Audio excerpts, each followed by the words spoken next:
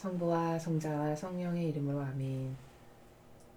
하늘을 우러러 사랑할 하느님 아버지 뜻 안에서 스승이신 예수님과 도움이신 성령님과 사랑할 성모님과 성요셉 아버지와 성미카엘 대천사와 하늘의 모든 거룩한 천사들과 성인들의 전구를 청하며 기도드립니다. 예수님과 어머니, 오늘도 하느님 아버지께서 인류에게 주시고자 하시는 그 은총과 선물들이 있습니다. 하나도 남김없이 아버지께서 사랑하시는 모든 자녀들에게 그 아버지의 뜻이 잘 전달될 수 있도록 자비를 베풀어 주시옵소서.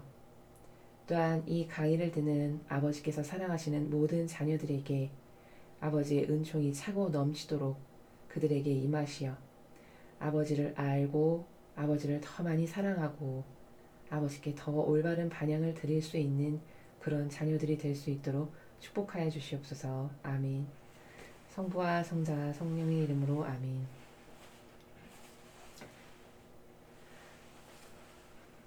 여러분 안녕하십니까? 저는 하나님의 뜻 선교수도의 윤피아수녀입니다. 오늘부터 저희 사명은 여러분에게 이 시대에 하느님 아버지께서 주시는 말씀을 전해드리게 되었습니다. 그리스도교의 특징은 수천 년 동안 하느님 아버지의 말씀이 끊어지지 않고 이어져 내려오고 있다는 점입니다.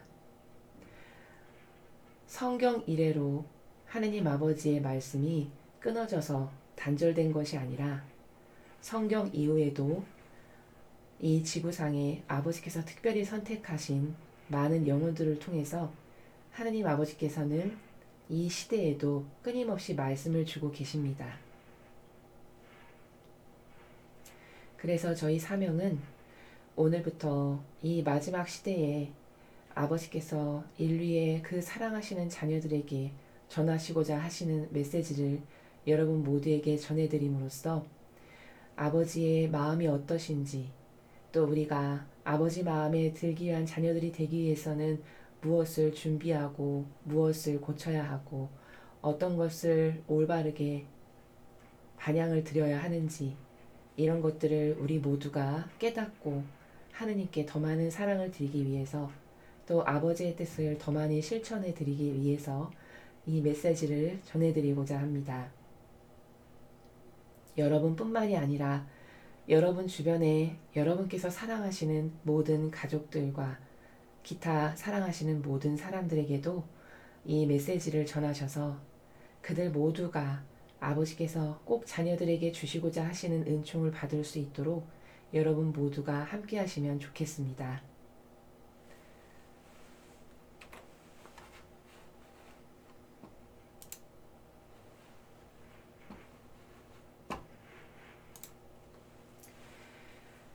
그럼 저희가 여러분에게 전해드리고자 하는 그 메시지에 대해서 아주 간략하게 설명을 드리겠습니다. 제가 오늘부터 여러분께 전해드리고자 하는 메시지는 미국의 오하이오 주에 있는 그 마라나타 생과 성지라고 불리우는 그 곳에 하느님께서 한 선견자를 선택하셔서 지금까지 약 30여 년 넘게 메시지가 이어져 내려오고 있는 곳입니다. 그 성지에서 하느님께서 주시는 메시지를 받는 선견자는 모린 스위니 카일이라는 미국 분이신데, 그 모린 스위니 카일은 1985년부터 메시지를 받기 시작하였습니다.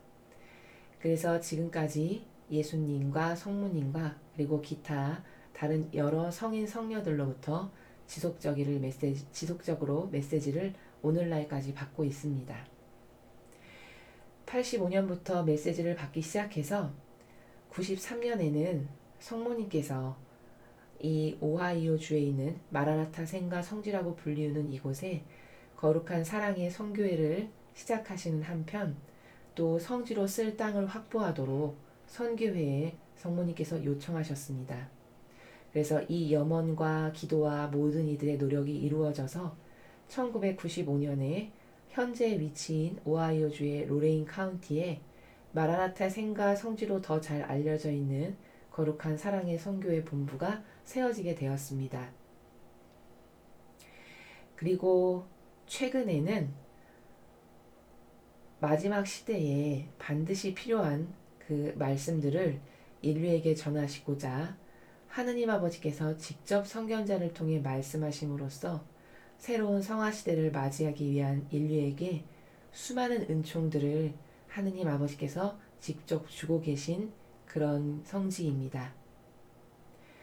그럼 지금부터 우리가 하나 되신 성심의 메시지라고 불리고 있는 그 마라나타 생가 성지에서 주시는 메시지의 내용을 살펴보도록 하겠습니다.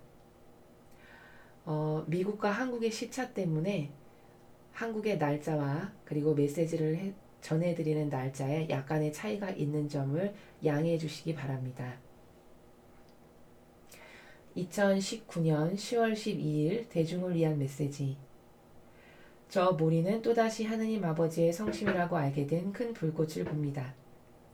하느님 아버지께서 말씀하십니다. 내 성심의 내밀한 곳은 지상 천국에 대한 약속을 품고 있다. 인간은 원하기만 하면 이것을 이룰 수 있다.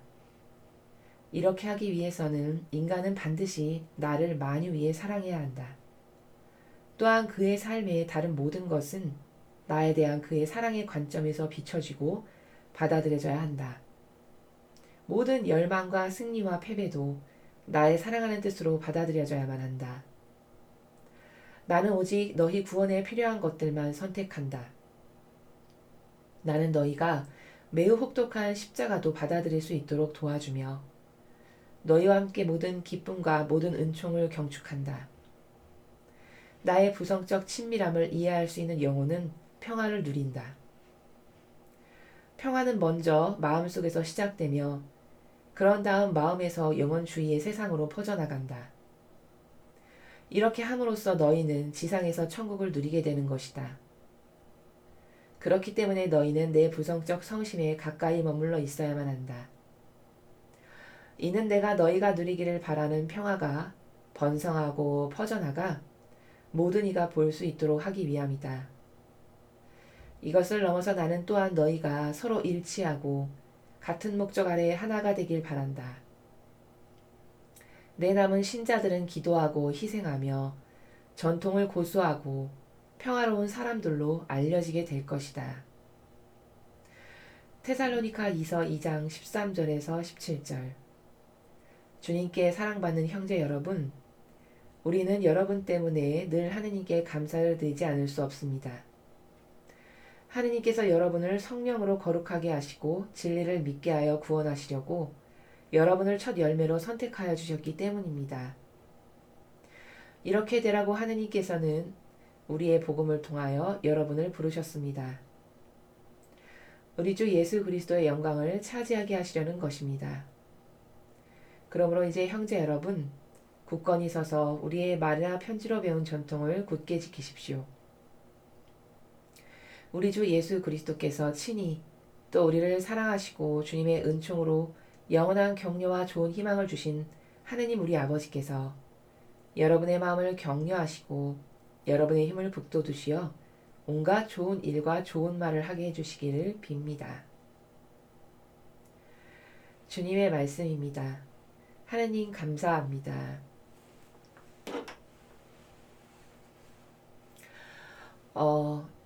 10월 12일 날 하느님 아버지께서 이 선견자 혹은 목격자라고 또 부르는데요.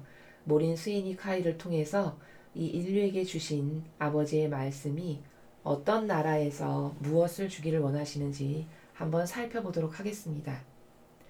내 성심의 내밀한 곳은 지상 천국에 대한 약속을 품고 있다. 사실 오늘 아버지께서 주신 말씀의 전체 문장의 핵심 내용이 이 한 문장입니다. 그러므로 이 한 문장을 이해하기 위해서는 먼저 오늘 아버지께서 주신 전체 메시지의 내용을 다 이해한 후에 맨 마지막에 여러분과 함께 생각해 보도록 하겠습니다. 인간은 원하기만 하면 이것을 이룰 수 있다. 즉 하느님께서 먼저 지상 천국에 대한 말씀을 선언적으로 하셨습니다. 아버지의 성심의 내밀한 곳은 지상 천국에 대한 약속을 품고 있는데 근데 인간은 원하기만 하면 이것을 이룰 수 있다라고 말씀하셨습니다. 그러니까 구원받기를 갈망하고 천상을 그리워하고 열정적으로 갈망하는 그런 뜨거운 갈망이 있으면 그것이 누구이든 다 천상에 갈 수 있고 구원을 받기에 합당해진다 라는 말씀이십니다. 그런데 열망 플러스, 즉 갈망 플러스 또 하나의 조건을 말씀해 주시는데 그 다음 줄을 보면 이렇게 말씀하십니다.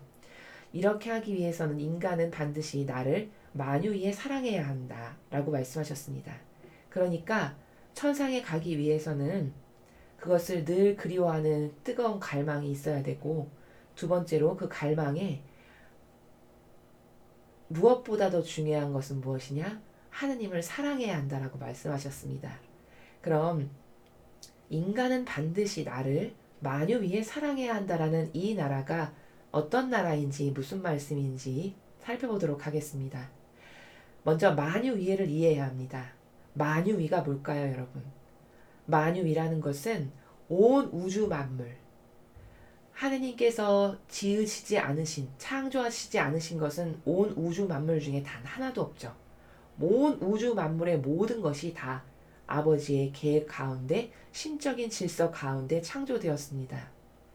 즉, 이런 온 우주 만물 가운데 항상 우선순위가 나를 사랑하는 것이다 라는 말씀이십니다.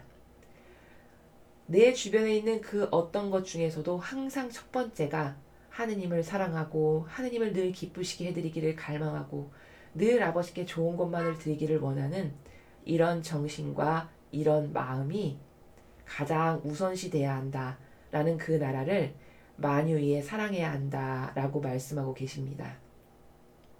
자, 그럼 여러분 이 메시지를 잘못 이해하면 하나님은 사랑을 강요하시는 분이네, 뭐 이렇게 사랑을 구걸해서 받으시려는 그런 하느님으로 이해하기가 쉽습니다. 그러나 이 말은 잘 이해해야 할 필요가 있습니다. 즉, 예를 들어 어떤 아주 많은 돈을, 수십조의 돈을 가지고 있는 한 기업의 회장님이 있다라고 생각해 봅시다. 그 회장님에게 자식이 딱 한 명 있는데, 그래서 그 자식에게 자신이 가지고 있는 온갖 부와 풍요와 그 모든 물질을 다 그 자식에게 상속해 주고 싶습니다. 근데 그 자식이 이 회장님을 아버지로 알지도 못하고 깨닫지도 못하고 인식도 못하고, 인식을 못하니 사랑은 더더욱 드릴 수 없겠죠. 그리고 엄한 길거리에 가는 이상한 사람을 붙잡고 거기다 아버지라고 기뻐하며 절하고 그를 따라간다라고 생각해 보십시오. 그럼 여러분께서 수십조의 재산을 가지고 있다고 한들 그 하나밖에 없는 유일한 사랑하는 그 아들에게 그 많은 풍요와 재산을 물려주실 수 있습니까?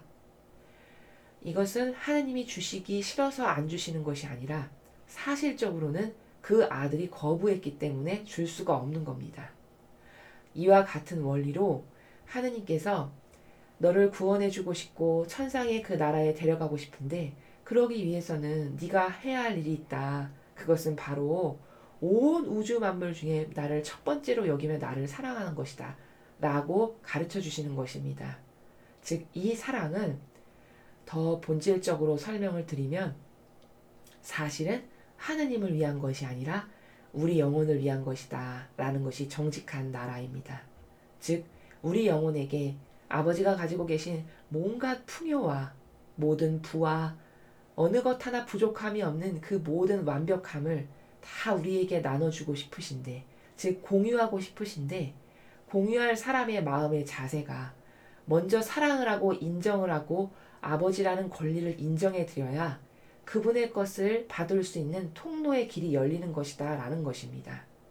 그런데 온 인류 중에서 하느님을 올바르게 알고 사랑을 드리고 공경해 드리고 마땅히 받으셔야 할 권리를 인정해 드리는 이런 영혼이 없어서, 즉 하느님을 올바르게 알고 인식하고 사랑을 드리지 못하기 때문에 하느님께서 이토록 많은 것을 주시고 싶지만 인류에게 주실 수 없는 그 안타까운 마음, 그 마음의 나라에서 만유위에 사랑해야 한단다 라고 말씀하시는 것입니다. 다음 줄을 보시겠습니다. 또한 그의 삶의 다른 모든 것은 나에 대한 그의 사랑의 관점에서 비춰지고 받아들여져야 한다. 즉 이것은 무슨 말씀이시냐면 우리의 주변에서 일어나는 수많은 일들이 있죠.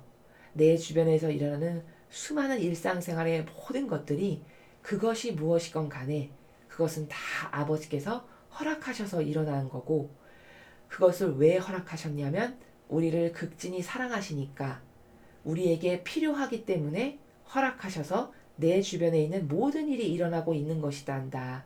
라는 나라에서 너는 너에 대한 그 모든 일이 사랑의 관점에서 이루어지고 있다라는 것을 이해해야 된다라는 말씀으로 지금 우리 인류에게 말씀을 주고 계십니다. 조금 더 살펴보도록 하겠습니다. 모든 열방과 승리와 패배도 나의 사랑하는 뜻으로 받아들여져야만 한다. 지금 앞에 나온 문장을 보충해서 또 설명해 주고 계시죠. 즉 네가 어떠한 것을 열망하게 되는 것도 혹은 네가 무엇을 이루고 싶어서 도전했는데 승리하게 되는 것도 그리고 인정하고 싶지 않지만 좌절하게 되고 절망하게 되고 패배하게 되는 그 고통의 순간까지도 나의 사랑하는 뜻으로 받아들여져야만 한다. 이렇게 말씀하셨습니다. 여기서 우리가 또 가지고 있는 오해에 봉착하게 되는데요.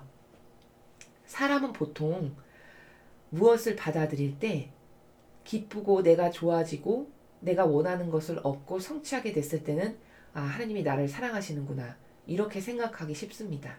그리고 그 반대의 것이 나에게 다가오면 이를테면 고통이나 쓰디쓴 패배나 쓰라림이나 실패, 좌절, 절망 이런 것이 인생에 다가오게 되면 하나님은 더 이상 나를 사랑하지 않으시는구나. 사랑하지 않으시니까 내 인생이 이렇게 꼬였지. 내 인생이 되는 일이 이렇게 없지. 이렇게 생각하기 십상이라는 것입니다.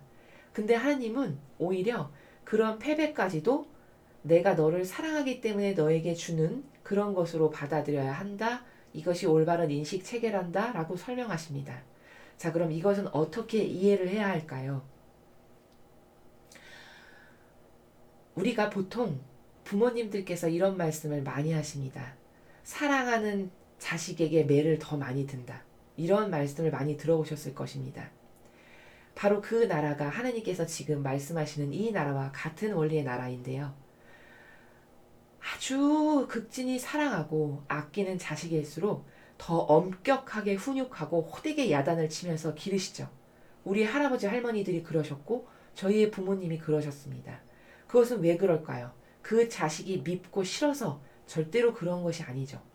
그 자식이 올바로 되기를 원하는데 올바로 된 길을 가기 위해서는 지금 잘못 갖고 있는 경향이나 습관이나 고집, 아무리 말해도 듣지 않는 그런 나쁜 어떤 습관의 경향, 고집들, 이런 것들을 버려야만 훌륭한 인격체로 성장하고 성숙할 수가 있고 한 단계 더 뛰어넘어서 훌륭한 사람이 될 수 있는데 그것을 좋은 말로 했을 때 알아듣지 못하거나 혹은 고집한다. 그럼 그때는 매를 들 수밖에 없죠. 즉 고통이 가해지기 시작하는 겁니다. 마찬가지로 하느님께서도 우리를 너무 많이 사랑하셔서 이 천상의 고귀한 것들을 함께 향유하고 누리게 하는 그 나라로 초대하고 이끌고 가고 싶으신데 그 나라에 아무나 갈 수는 없지 않습니까? 더러운 것을 묻히고 역겹고 추잡한 것을 가지고 천상의 나라에 갈 수는 없는 것이죠. 또 그것을 가지고 구원될 수는 없는 것이죠. 그러니까 그 나라에 데려가고 싶은데 반하는 것을 갖고 있으니까 그때부터는 매를 드시고 징계를 하시고 벌을 주실 수밖에 없는 이런 원리라는 것을 여러분이 깨달으셔야 합니다.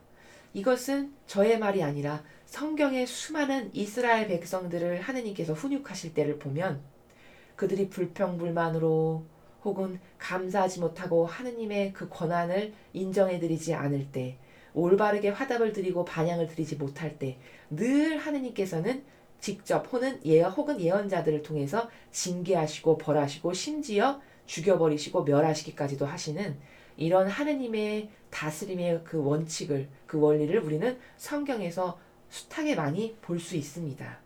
즉 이와 같은 원리에서 나에게 어떤 고통이 다가오면 내가 지금 무엇이 잘못되어 있는데 아버지께서 이것을 고쳐주시기 위해서 나에게 지금 훈육하시는 기간이시구나.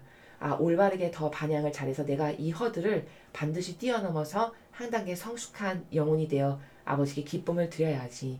이 나라에서 고통이 다가왔을 때 받아들이는 것이 올바른 신적인 질서에서의 그 자세다라는 것을 지금 하느님께서 우리 인류에게 깨닫게 하고 계십니다. 나는 오직 너희 구원에 필요한 것들만 선택한다. 계속 부연 설명을 하시죠.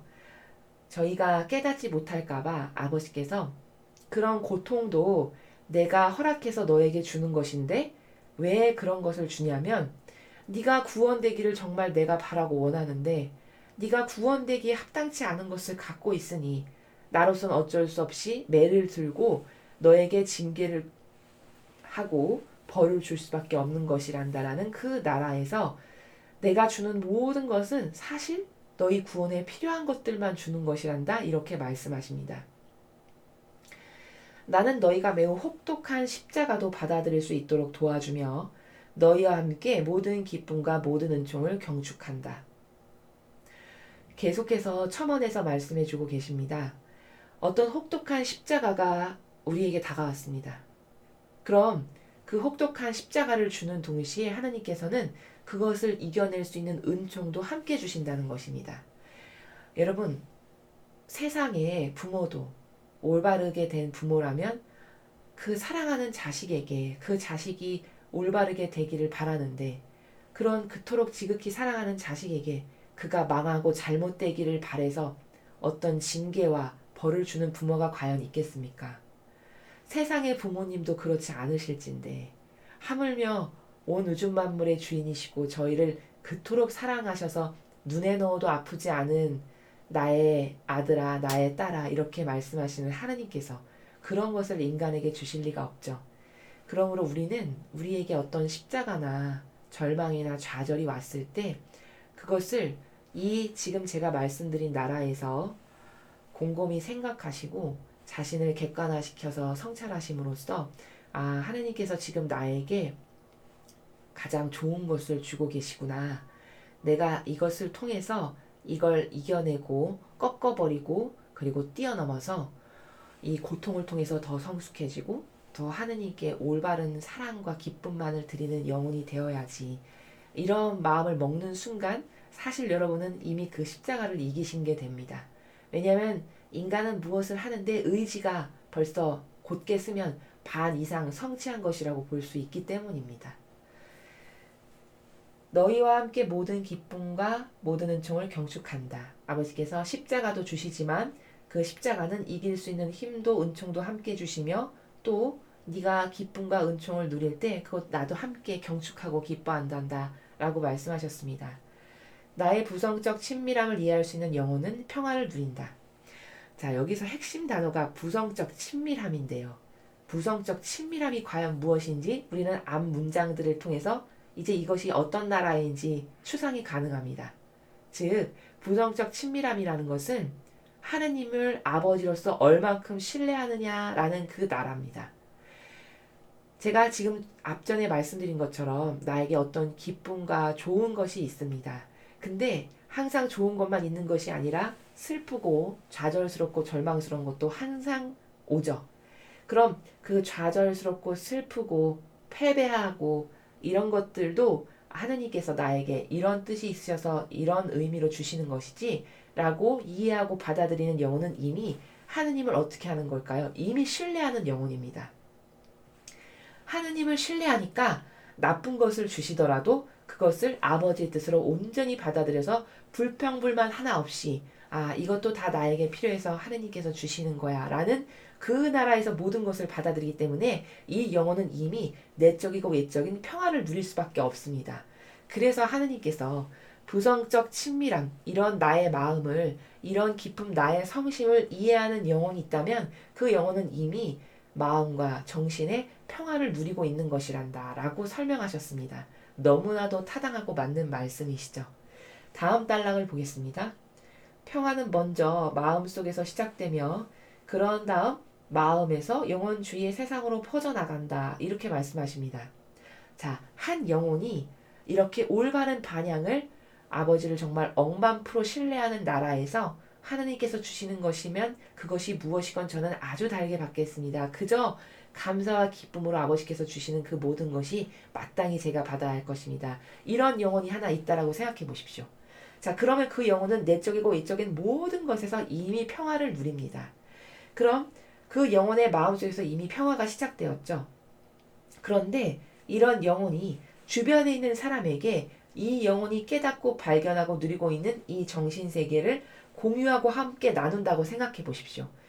제 가족에게 제가 가지고 있는 이 평화의 나라를 설명하고 이해하게끔 인도하고 이런 나라라고 제가 깨달은 바를 함께 전하며 이렇게 하면 제가 가지고 있는 정신세계가 제 주변에 있는 모든 영혼들에게도 당연히 흡수될 수밖에 없습니다. 그래서 제가 가지고 있는 제가 깨닫게 된 이 정신세계, 이 평화의 나라, 이 아버지의 마음, 얼마나 하느님께 많은 신뢰로 의탁을 드리고 갈망하고 맡겨드리는 것이 중요한 것이고 내 영혼에 도움이 되는 것인가를 제가 이렇게 설명하고 전파한다면 제 주변에 있는 모든 영혼이 거부하지만 않는다면 이 평화를 다 나누어 가지게 됩니다. 자신의 것으로 다 만들 수가 있습니다. 그렇기 때문에 영혼주의의 세상으로 퍼져나간다라고 말씀하시는 겁니다. 즉 우리는 이것을 영적으로 매개체라고 부릅니다. 즉 한 영혼이 하느님께 대해 올바르게 반영하고 하느님을 정말 눈꼽만큼의 의구심도 없이 완벽하게 신뢰하는 나라에서 늘 살아가는 영혼이 있다. 그럼 하느님께서 이 영혼을 도구로 매개체로서 이 영혼 주변에 있는 사람들부터 벌써 변화될 수밖에 없죠. 왜냐하면 이 영혼이 자신이 가지고 있는 것을 나눠줄 테니까요. 그럼 이 영혼 주변부터 이런 평화의 세상이 오게 됩니다. 그런 것을 지금 아버지께서 말씀하고 계십니다. 이렇게 함으로써 너희는 지상에서 천국을 누리게 되는 것이다. 자, 여러분, 이렇게 참된 평화, 하느님을 올바르게 깨닫고 그분의 권리를 존중해드리며 온전하게 그분을 사랑해드리는 이런 영혼들이 점점 많아지면 이미 그 영혼들이 있는 이 지상이 이미 천국이 온 거죠. 그것을 바로 너희는 육은 지상에 있지만 이미 천국을 너희의 정신과 마음이 누리고 있는 것이다. 라고 설명해 주시는 것입니다. 그렇기 때문에 너희는 내 부성적 성심에 가까이 머물러 있어야만 한다. 자, 아버지의 그 아버지다우신 마음, 이 자녀들에게 얼마나 좋은 것을 주고 싶은데 더 많은 것을 주고 싶지만 줄 수 없는 그 안타까운 마음. 그런데 한 명의 영혼이라도 나에게 신뢰하고 다가와서 모든 것을 맡기고 의탁하면 그에게 이 모든 것을 기꺼이 다 나눠줄 수 있는 나의 이 부성적인 성심. 이 아버지 마음에 가까이 있어야만 그 아버지로부터 이런 정신의 은총을 받을 수가 있고 이 평화를 누릴 수가 있고 모든 것을 함께 아버지와 공유할 수 있게 되겠죠. 그러니까 아버지께서 나의 이런 부성적 성심에 너희가 자꾸만 가까이 머물러 오렴. 그럼 내가 가지고 있는 이런 나라, 이런 풍요, 이런 세계를 너와 함께 공유할 수 있단다라고 초대하고 계십니다. 이는 내가 너희가 누리기를 바라는 평화가 번성하고 퍼져나가 모든 이가 볼 수 있도록 하기 위함이다. 제가 조금 전에 말씀드린 바로 그 나라죠. 한 명의 영혼을 통해서 그를 매개체로서 이 정신세계가 퍼져나가게 됩니다.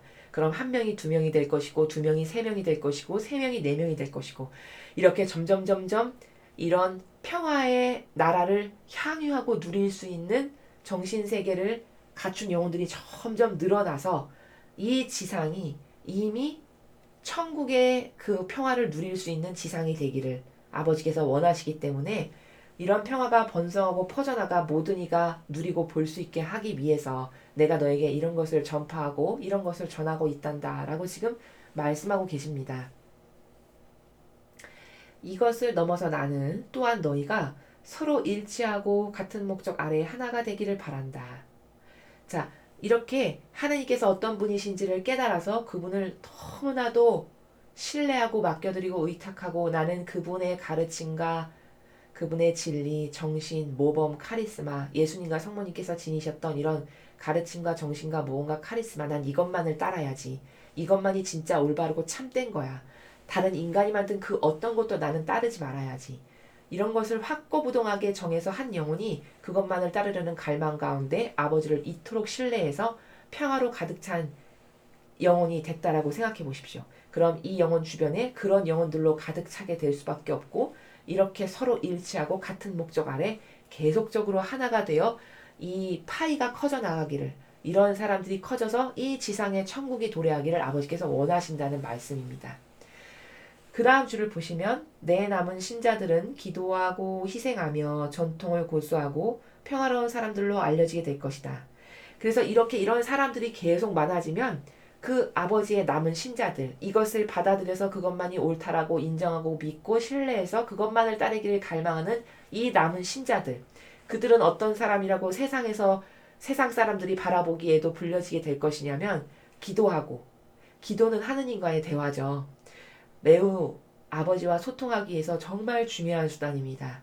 기도는 꼭 정자세를 틀고 앉아서 한 자리에서만 해야 되는 그런 것이 아니고, 밥을 먹을 때도, 내가 작은 소일거리를 할 때도, 공부를 할 때도, 운동을 할 때도, 길을 걸어갈 때도 늘 하느님을 의식해서 아버지께 마음 깊은 곳에서 우러나오는 사랑과 갈망을 드리는, 그래서 아버지와 소통하고 대화하는 바로 이것이 기도입니다. 그래서 아버지께서 사랑하시는 그 모든 신자들은 이런 기도를 하는 사람들이고 또 희생을 하고, 이 희생은 뭘까요? 예수님과 성모님께서 이 희생의 모범이셨습니다. 아버지의 뜻만이 이루어지기를 갈망해서 한평생 희생하셨죠. 또 아버지께서 사랑하시는 이웃, 그 이웃이 좋아지기만을 갈망해서 그들을 위해서 한평생 희생하셨던 분이 바로 예수님과 성모님이십니다. 그럼 하느님께 갈망하고 하느님을 사랑하고 하느님께 굳건한 믿음과 신뢰를 드리는 이런 평화로 가득 찬 영혼들은 그들도 예수님과 성모님을 닮게 되니까 이런 희생을 하는 영혼들이 되겠죠. 그러니까 기도하고 희생하며 그리고 전통을 고수하고 이렇게 말씀하십니다.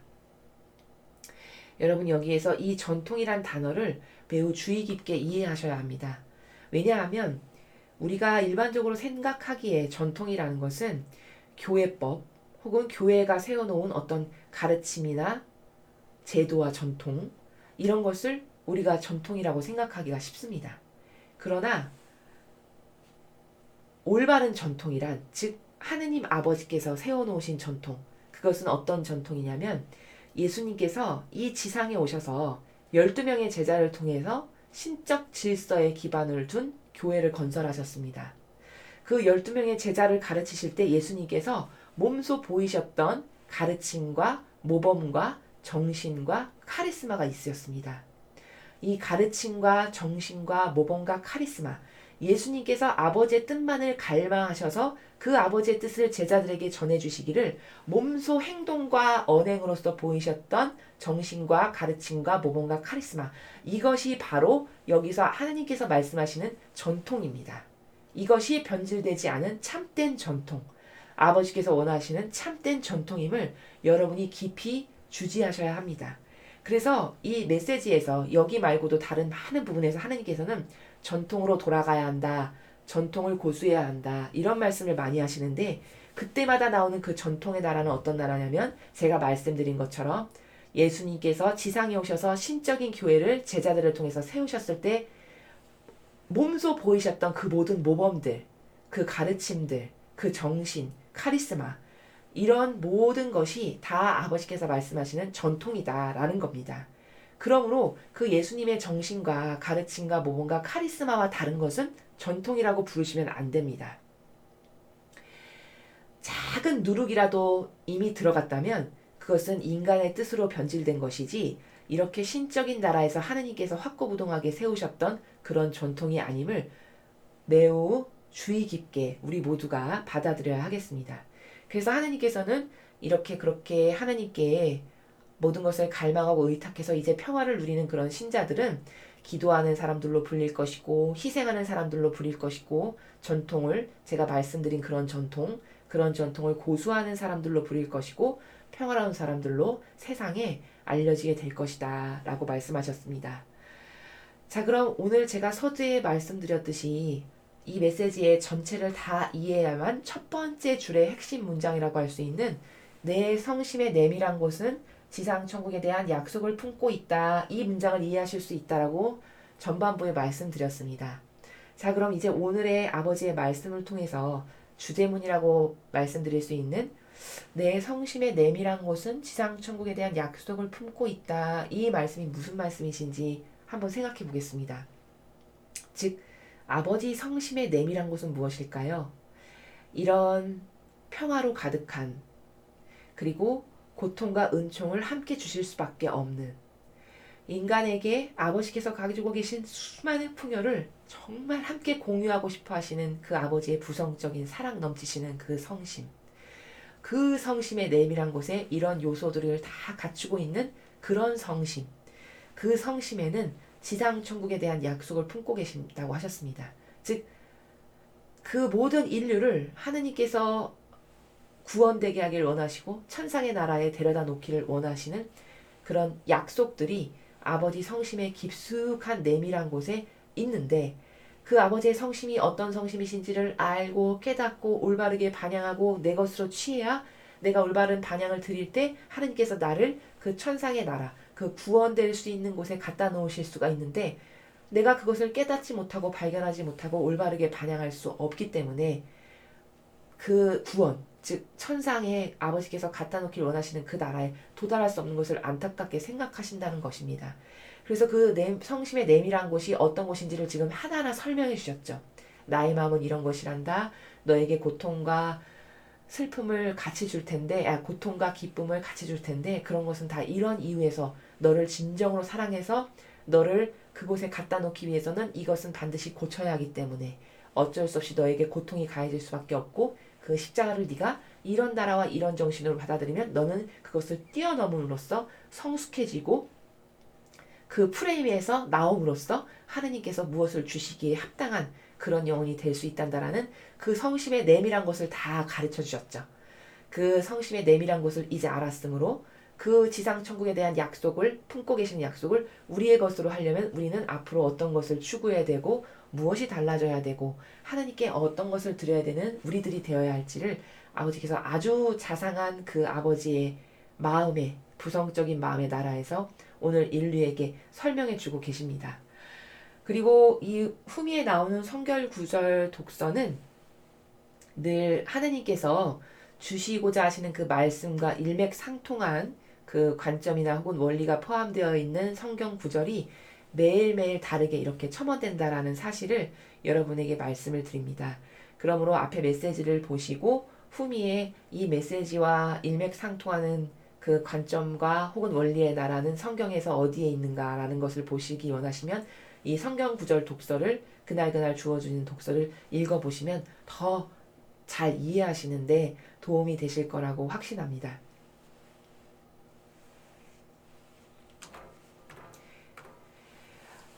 그래서 오늘 우리는 10월 12일 날 하나님께서 선견자를 통해서 인류의 그 우리들에게 아버지께서 사랑하시는 모든 백성들에게 주신 말씀을 한번 살펴보았습니다.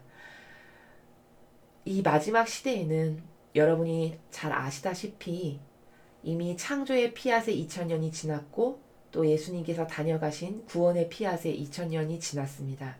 그리고 이제는 예수님이 다녀가시고도 2000년이 훨씬 지난 마지막 시대인 성화의 피앗 시대에 우리 모두가 살아가고 있습니다. 그렇기 때문에 하느님께서 더 급박하고 긴박하신 마음으로 이 성화의 시대에 아버지께서 사랑하시는 자녀들을 한 명이라도 더 구원하시고 싶으셔서 구원하시기를 그토록 원하셔서 매일같이 이런 말씀을 통해서 깨달아야 할 바를 우리 모든 인류에게 주시고 그것을 통해서 새로워지기를 아버지께서 원하셔서 그런 영혼들을 아버지께서 가지고 계시는 풍요의 나라를 누리기에 합당한 영혼들을 솎아내고 분별하셔서 이제 마지막 구원의 나라, 즉 천상의 나라, 그 성화의 시대에 합당한 영혼들을 선별하시기 위해서 또 그런 은총을 주시기 위해서 이런 말씀을 주신다라는 것을 우리가 깊이 깨닫고 올바르게 반향을 드리는 우리 모두가 되었으면 좋겠습니다. 그럼 오늘의 2019년 10월 12일 하느님 아버지께서 인류에게 주신 그 대중을 위한 메시지 해설을 마치겠습니다. 감사합니다.